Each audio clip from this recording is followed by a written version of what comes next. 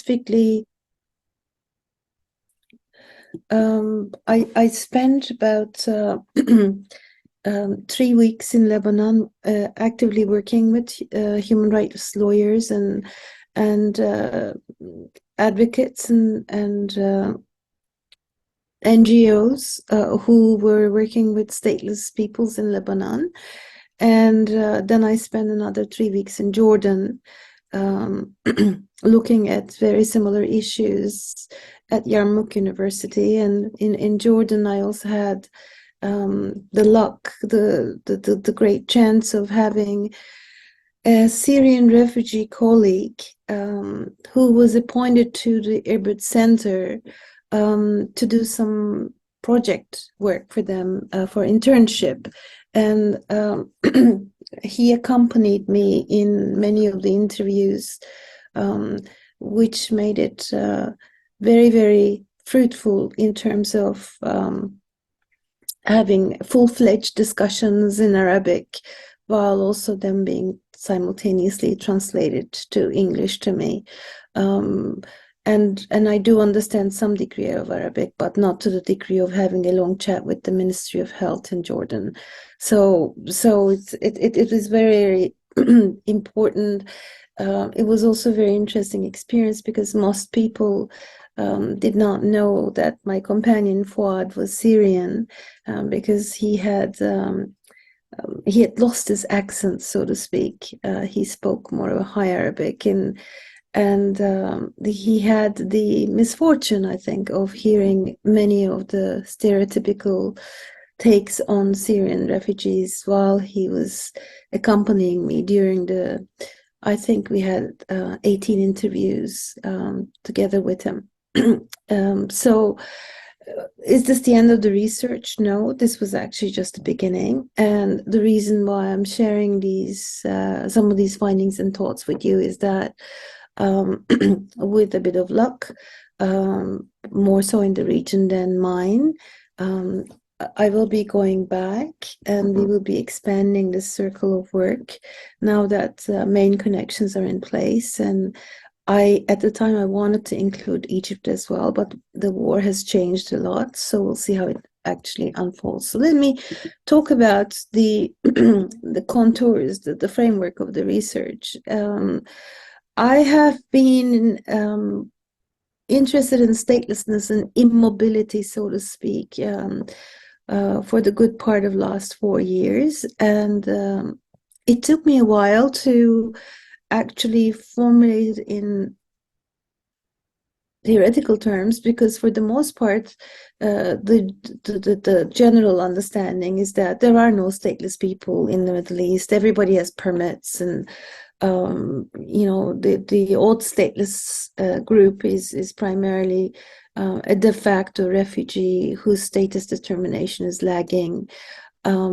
And interestingly enough, I gave training to the UNHCR office's Turkey branch on statelessness for 3 years in a row. And that was also a very interesting experience, because there I got to work with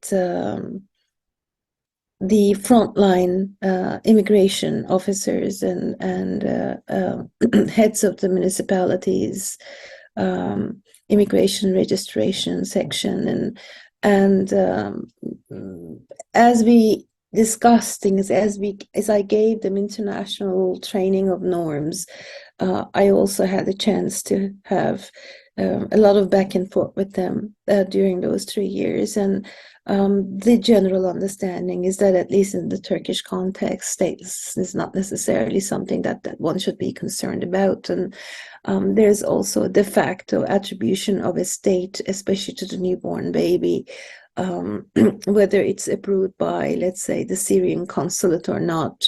The understanding is that if you have a registration in the police officer, by the police office, then at least you've got some papers declaring that you are essentially a Syrian or an Afghan citizen. So those interactions began to make me more and more uncomfortable, because I knew otherwise that statelessness is a phenomenon. And it challenges the fundamental notions pertaining to the institution of citizenship in the context of mass displacement of populations. And citizenship laws, policies, and practices do not necessarily have the breadth to deal with the increasing spread of statelessness in the 4 countries I had in mind in the Middle East, where actually the majority of the world's refugee populations are currently housed. And my argument is that there are sizable multi-generational stateless communities in these countries whose status remain dubious, but not as a hidden factor. So this is going to be the first surprise, I think, for at least for those of you who haven't worked in Lebanon or Jordan. These are not hidden. These are actually known things, and that's something that I had to learn. And it took me a while to adjust to the fact that being a multi-generational stateless person was okay, in the sense that you had set rights, you had renewable residential permits. I mean, there were, of course, a multiplicity of issues. You only can send your children to a private institution for education beyond secondary or high school, or you can, of course, never be employed by the state, or of course you could not serve in the army, and of course you cannot travel because you don't necessarily have a passport, but you have some sort of an ID card. So my first learning experience, and it was a steep curve, especially in Jordan, but equally so in Lebanon, was the normalization of statelessness as a part of daily life. And I think I should give some context, both for Jordan and Lebanon. First of all, they house as many Syrian and increasingly Afghan refugees almost as Turkey, despite the fact that their populations are much, much smaller. Secondly, Jordan itself is primarily a refugee-made country, in the sense that its background is basically Palestinian refugees who were given citizenship by the Kingdom of Jordan, and so they have a very clear understanding of what it means to be stateless. Third, Lebanon, for our purposes, you may or may not know, but it has been under occupation by Syria for a good 15 years. And therefore their experiences with Syrians are quite distinct compared to the way we address issues concerning Syrians in the Turkish context. So they had relatively brutal occupation under Syrian forces, and therefore and Lebanon is still counting as a constitutional democracy, which means the numerical balance of different sects, religious sects, is absolutely essential. It's a country where they haven't had a census out of fear since 1930s. The fear being they might have to change the constitution. And the majority of Syrians being Sunni is not something that Lebanon is ready or willing to deal with in terms of giving citizenship. So I mean, these kinds of backgrounds are important because, again, for Jordan, the fear is the Greater Syria Project. And Jordan already has issues with Palestinian stateless populations. It's a very intricate structure there. The Palestinians who became Jordanians gave up all their rights to right of return and then their lands within the borders of current state of Israel. But then Jordan made a specific arrangement whereby a percentage of Palestinians did not receive Jordanian citizenship, or rather the citizenship that was already received was revoked, with the understanding that they have permanent right of residence in Jordan, and they're semi-citizens, but they don't have citizenship. So they already have their stateless Palestinian population, with perhaps the future trajectory of expanding Jordanian lands, and or perhaps including more Palestinians, but definitely not Syrians. That was very, very clearly communicated by everybody I've talked to, and these were heads of community organizations, head of teachers union, minister of health, a whole set of people in authority, positions of authority, as well as human rights lawyers and refugee scholars. So let me just go back a little in terms of what's going on with statelessness in the Middle East.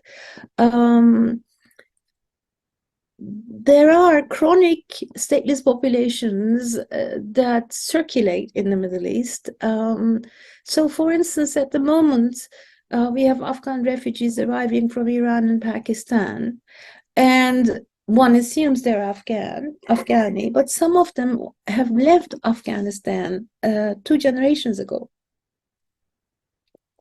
and they don't have recognizable Afghani citizenship, and they don't have Pakistani or Iranian citizenship either.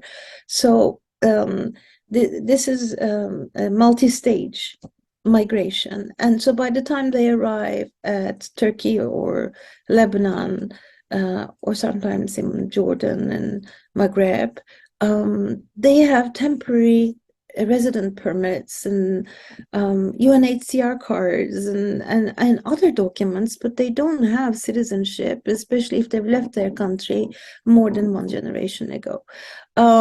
Also, the countries where these peoples and communities originate from, the idea is you're going to have a consulate in your own country who is willing to engage with you to confirm the citizenship status of the people who arrived as refugees, asylum seekers, or irregular migrants, declaring they have no place of return and their lives are in danger if they are actually forced to return. So in the case of Afghanistan, you do not have a working consulate for Jordanians or Lebanese to reach out to confirm. And in the Turkish cases, my understanding is that it doesn't always happen. So it's basically de facto. They say they arrive from Afghanistan, and you write down Afghan citizenship, but in effect they have no papers, no proof concerning their citizenship status. And as long as they remain in Turkey and they are not formally naturalized in some country, be it Turkey, be it Germany, be it somewhere else, they basically live as shadow citizens without a citizenship, but with rotating rights, we call them. There are other communities, for instance, the Yazid, the Druze, Iraqi exiles from the 2003 war, Assyrians all across the Middle East, Chaldeans. These are early Middle Eastern Christian communities. Select groups of Kurds. Many of them have been settled in not only in Lebanon but in Jordan as well, and numerous unregistered and unaccounted for nomad communities. These populations continue to be stateless. They don't have citizenship. They don't sometimes even have registration. And then there's often a trick about, at the time of the constitution, for instance, for the nomads in Jordan, if they have, or in Lebanon, the Bedouin type groups and Kurds who ran from Iraq and Turkey at some point in sought refuge in Lebanon, and they were given hospitality, but they were never naturalized. So for so many generations now, they live there. You and I might have the simple question of how do they travel? Well, they kind of don't travel. Or if they do travel, they'll travel to an adjacent part of a Kurdistan. But if they are to travel, they really have to make a sui generis asylum application. They simply do not have travel cards. And of course, a very large number of stateless Palestinians who are not covered under the aegis of UNRWA, which is the UN agency dealing with the stateless Palestinians. So, and you might think these are small groups. Well, not so. I had a chance to talk to one of the representatives of the Iraqi communities in Lebanon. They are now into the 20th year of their exile, and about 85% of them do not have Lebanese citizenship, and the current government does not recognize them as Iraqi citizens. So they have been de facto removed from citizenship, and their citizenship has been revoked, and that's quite common with regime change. And in the new country where they settled, hold businesses, and their children are now having children, none of them can leave the country unless they have Lebanese citizenship. And then that's very few and far between. Stateless Palestinians in Lebanon who are not living in camps. My companion throughout my stay in Lebanon, in addition to academic companions, was a Christian Palestinian refugee who actually, unusually perhaps, grew in the midst of Beirut.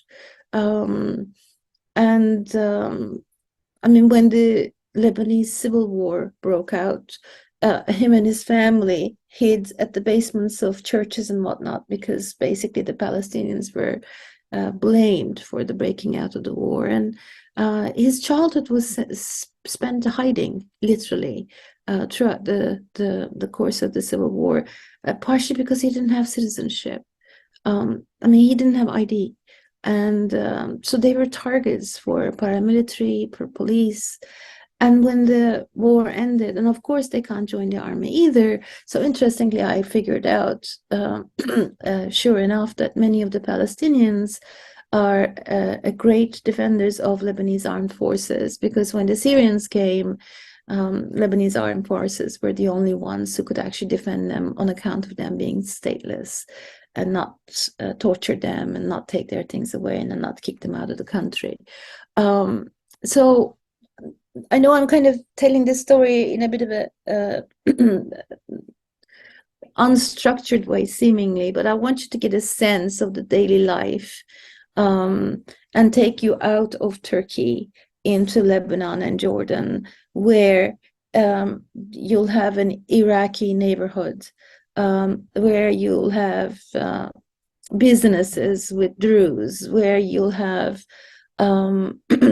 Syrian children, not just a few in your class, but both in Lebanon and Jordan, and that's actually remarkably different compared to the Turkish situation. The number one priority is to put the refugee children into the educational system. However, in both countries, and please remember, these are Arabic-speaking peoples, so there isn't the language issue, and for the most part, there isn't the religion issue either. So what happens is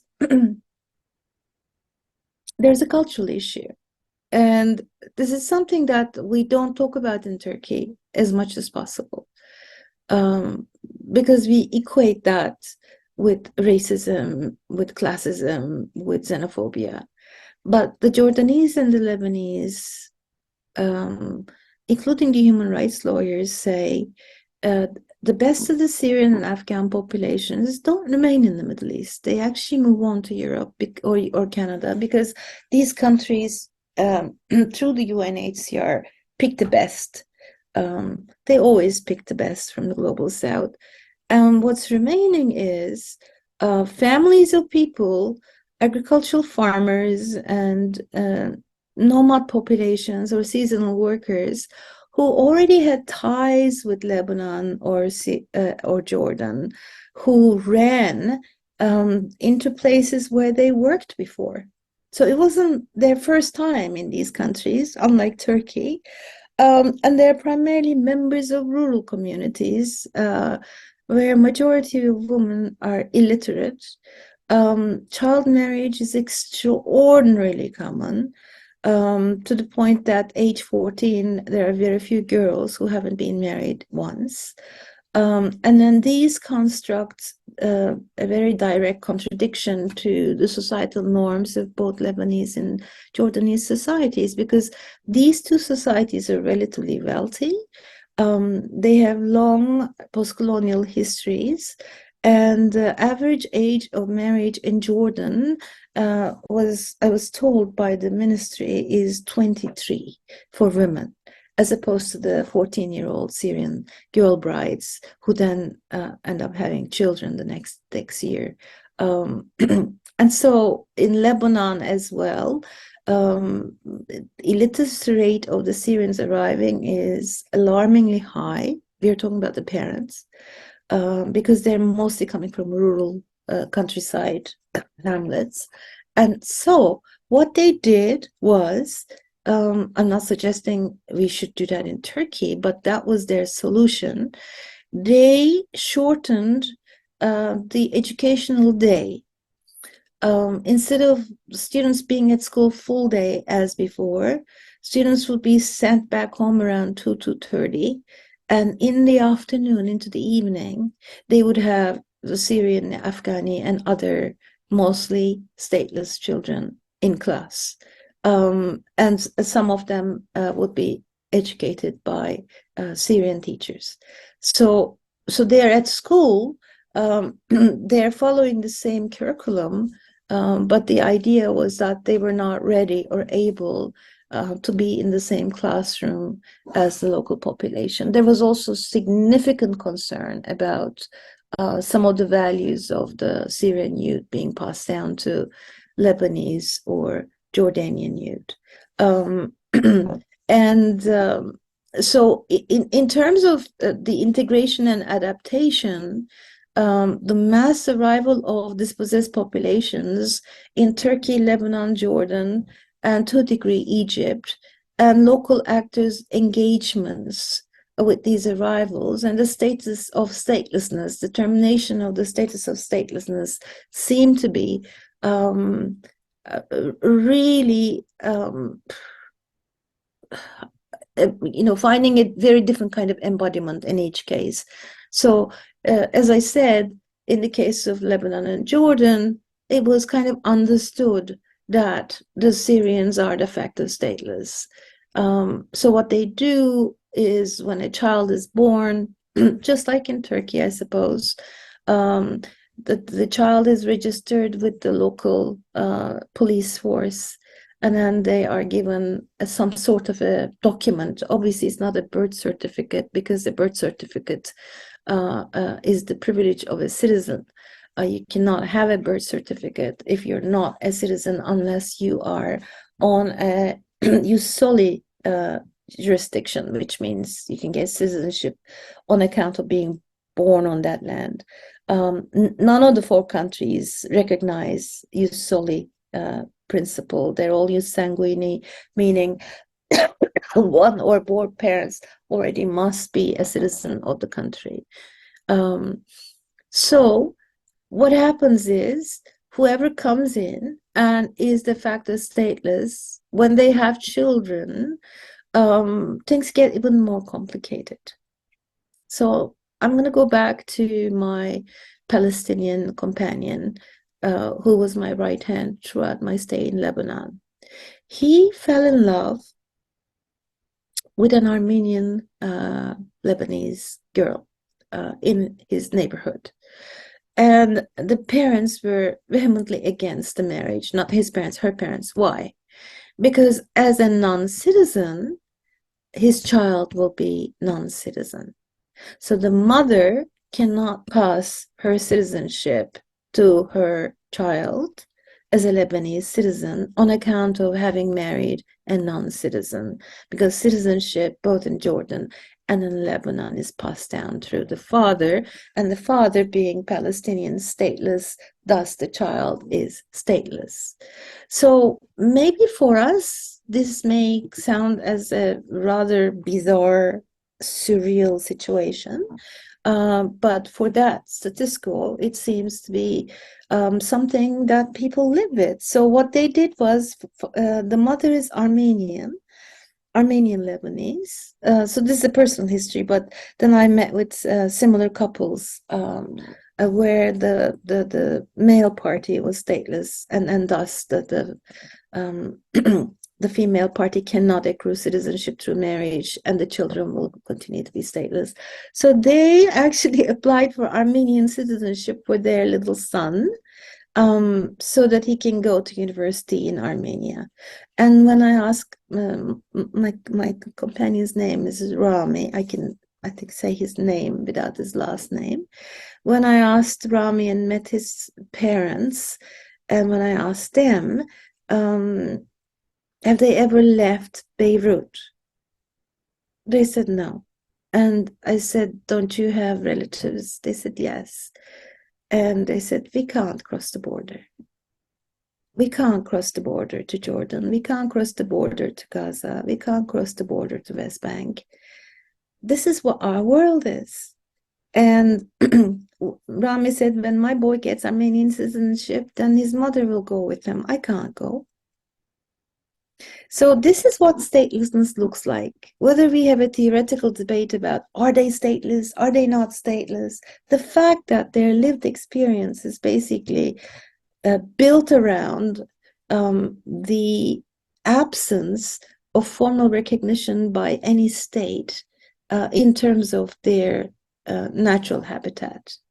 And the political rights issue, when I had long debates in Jordan with a group of very erudite refugee scholars, actually, at the Irbit Center for Forced Migration, I had to be really respectful, because the tone of the discussion was, well, they have all the rights they need, meaning they can work, they can reside.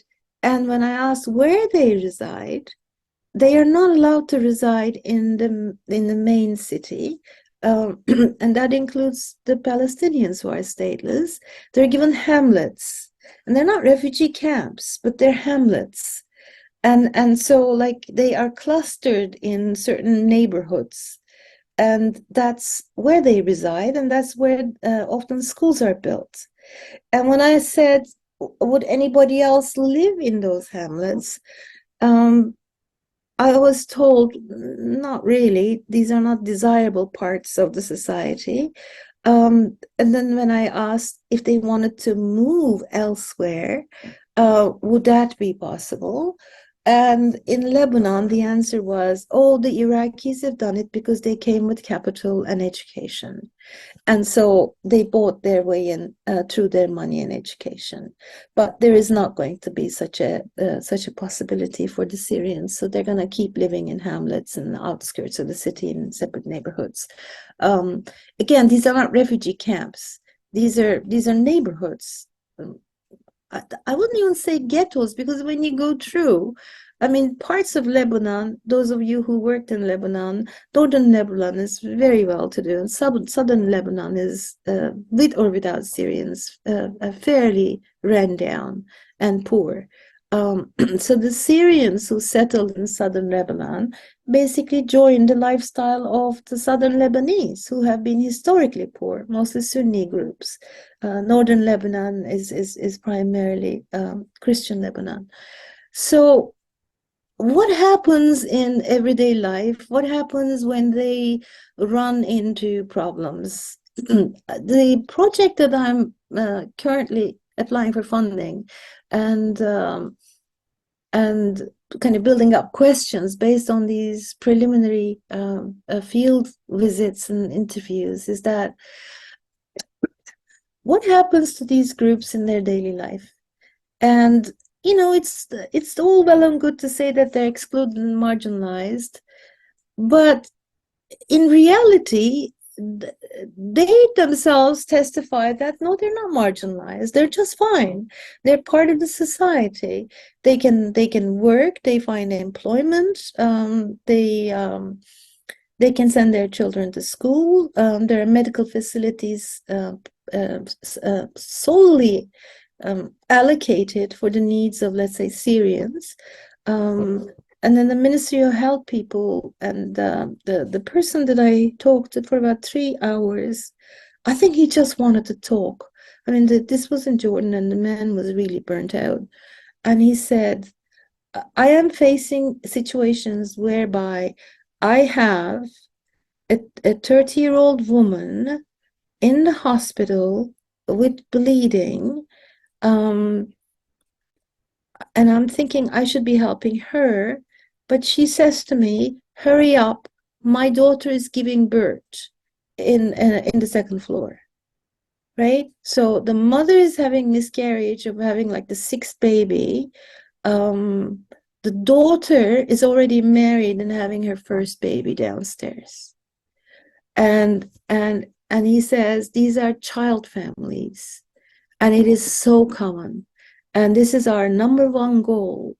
If we can even move the marriage age 1 or 2 among the Syrian girls, and stop the sale of the female children for income purposes, because in the Sunni communities in Egypt, Jordan, and Lebanon, polygamy is legally accepted. And therefore, it is possible for kind of, middle-class men to pick up a second or third wife who is 14, 15, 16. Also, the age of marriage can be as low as 14 legally, although they're trying to keep it at 16. And that would be legally acceptable, except the woman would not have citizenship through that marriage, because she's not considered an adult, but her child would have citizenship. So you end up also with these very confusing, at least very, very confusing situations. The woman who gave birth is not an adult, and therefore she's not going to have citizenship, but her child, the child of the child, gets citizenship because the 40-year-old father is a Lebanese citizen. There are other issues emerging in terms of growing stateless populations, and one of them is both Lebanon and Jordan increasingly employ domestic help and household work, and they bring in Lebanon, for those of you who worked in the region, and they have a particular visa system similar to kafala system, whereby they bring in young women from the Maghreb and across northern parts of Africa to look after their elderly, the sick, and the children. Very similar to Turkish use of Eastern European young women on rotational work permits and 90-day visas. And so at the border, actually, there's a separate entry for them. They're all lined up, and then they have separate papers for the entry, and then they're given residence in the households where they work. They cannot leave those households. This is basically pretty much bonded labor. So what happens is, in some of these work arrangements, the domestic help falls pregnant, and she might be carrying the child of the head of the household or the son, or it could be someone she fell in love with.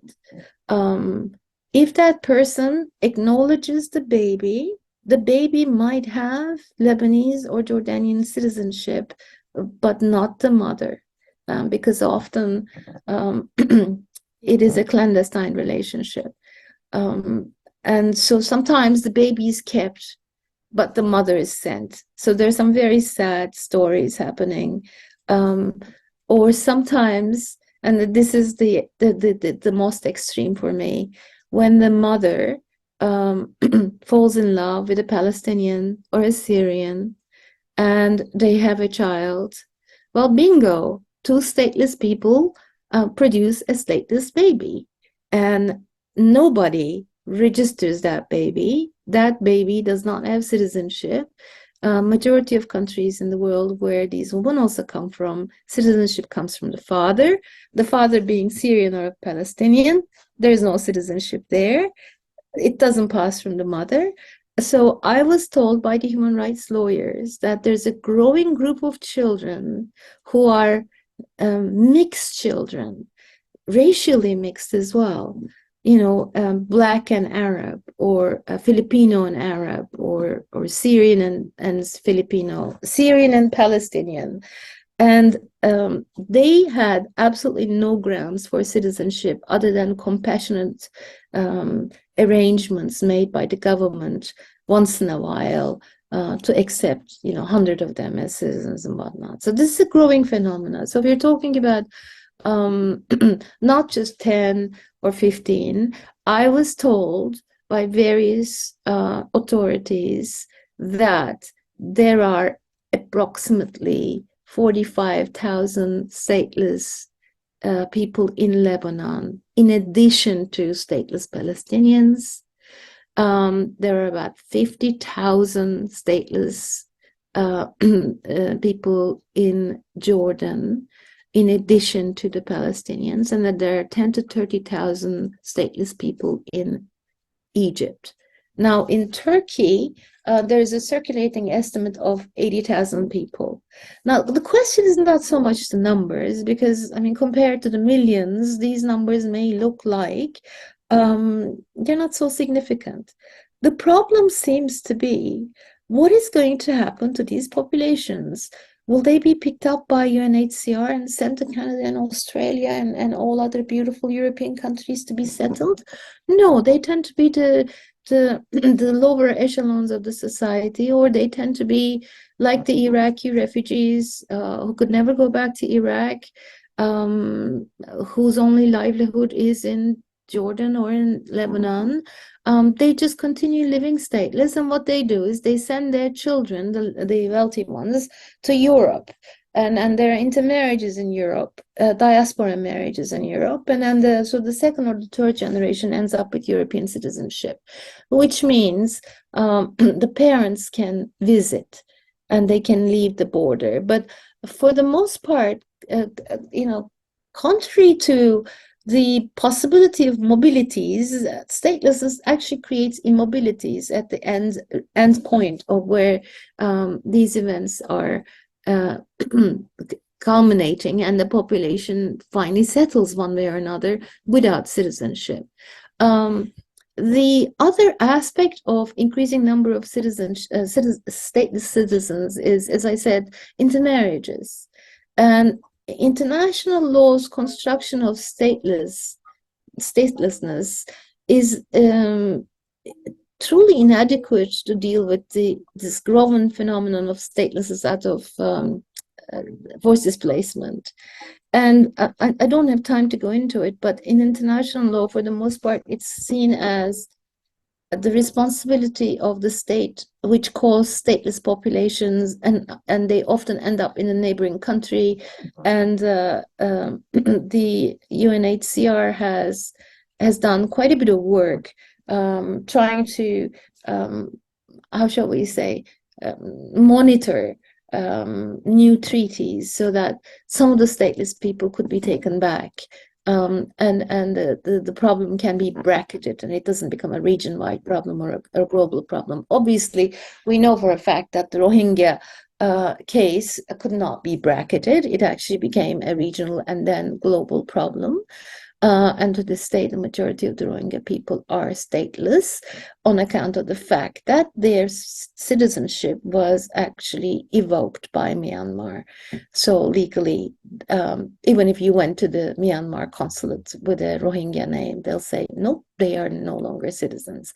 It's a bit like, I think, for the Turkish context, the Turkish Bulgarians not being recognized by Bulgaria once they cross the border. Those are kind of manufacturing of statelessness through cross-border exercises. But in the case of Syrians and Afghanis, it could be that the populations which are under question might have been part of the opposition forces, or they might have been second or third generation refugees, and therefore there may indeed not be any record of them. All they have is these papers from this police station, that hospital, saying that, you know, such and such child was born at such and such hospital at such and such date. That's all there is. That's the only paper they often have about their children. About themselves, they may not have anything, or they do have local ID cards, which allows them to benefit from public services. And as long as they remain within that state, or even more so within a particular region of that state, within limited means, they can sustain themselves. So, I mean, some of the findings are a lot longer, but I'm looking at the time, and I'm sure you're going to have questions. The question then is there going to be a solution for this problem? And that's where I got very frustrated. And I felt like I knew nothing after 30 years of doing this kind of work. Because I think we tend to deal with groups of people in specific locale, and I think it was the first time for me to look at the region. And for some reason, I thought, at least among progressive academia, people would be very willing to push for citizenship acquisition. The answer was, no, it's not possible. It's simply not possible. It's not going to happen. Politically, it's not viable. In the Lebanese case, if you have 4.5 million population for the whole country, and you have 2.5 million refugees who are actually of one sect in a constitutional democracy, one can kind of understand that citizenship is not a political option. And so what they do is they come up with these hybrid schemes of making sure children go to school, parents can work, everybody have access to hospitals, they have work permits, residence permits. And when I asked, but what will happen? And it was like a chorus, they will go back. And what's more interesting is for them, at least some of them, and then these included leftist human rights lawyers, they said this was an American project of undoing their countries, of sending all the uneducated rural Syrians into relatively well-to-do and educated Arab countries, and basically dynamiting their fragile economies and creating these human mounds that the already limited states had to deal with, basically bringing Lebanon and Jordan to a halt. And so they have a very different vision. They think Syria is very fertile land, very ancient civilization, and these people belong in Syria. They can stay as long as it takes, 20 years, 30 years, 50 years, but eventually they must go to their own country, because this was also very interesting. If they don't, then someone else will take over their country. So in Jordan, so like the Lebanese chapter of it for me was very, very, what the hell, like, what? Okay, I understand. So there's not going to be no citizenship, but they're going to do basically all the public works to keep them as long as needed to be, but they will eventually go back. It's a bit like, I think, the the Palestinian problem, where majority of Palestinians were not given citizenship by Arab states, with the clear understanding that eventually there'll be a Palestinian state. The moment you give citizenship, with the exception of Jordan, you basically forfeit the right to have a right of return. Arab countries do not accept dual citizenship in our other Arab countries. So you cannot be a Syrian and a Jordanian citizen.